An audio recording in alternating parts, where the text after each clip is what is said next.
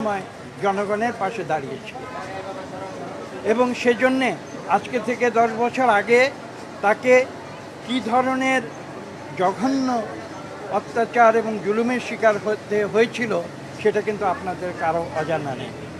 আজকে ডাক্তারদের সঙ্গে আমি আলোচনা করেছি, তখনও কিন্তু তাকে চিকিৎসার জন্য বন্দি অবস্থায় এখানে আনা হয়েছিল এবং আজকে দুঃখের সঙ্গে সেটা পুনরুল্লেখ করতে হয় যে সেদিন তাকে কোনো চিকিৎসা দেওয়া হয় নাই এবং সেদিন চিকিৎসা দেওয়া হয় নাই, যার পরিপ্রেক্ষিতে আজকে তার শারীরিক অবস্থা কোথায় এসে দাঁড়িয়েছে আপনারা নিজেরা দেখেছেন।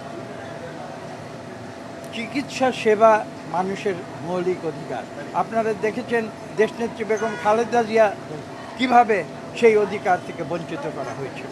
কাজে আজকে যেটা মূল কথা আমাদের সেটা হচ্ছে এই যে মানুষের যে মৌলিক অধিকার, সেই মৌলিক অধিকারগুলো মানুষের ফিরিয়ে দিতে হবে এবং সে কারণেই কিন্তু আজকে ছাত্র জনতারা যে স্বৈরাচারী পরিবেশ সৃষ্টি করেছিল বিগত 15 বছর ধরে, শেখ হাসিনার আওয়ামী লীগ সরকার তার বিরুদ্ধে প্রতিবাদ করেছে এবং তারা সাথে প্রতিবাদ জয়লাভ করেছে এবং জয়লাভ করার ফলশ্রুতিতে স্বৈরাচারী সরকার এই বাংলাদেশ থেকে পালিয়ে যেতে বাধ্য হয়েছে এবং সে কথাটি আজকে নতুন করে বলতে হয়। সেই সংগ্রামে আমরা রাজপথে ছিলাম।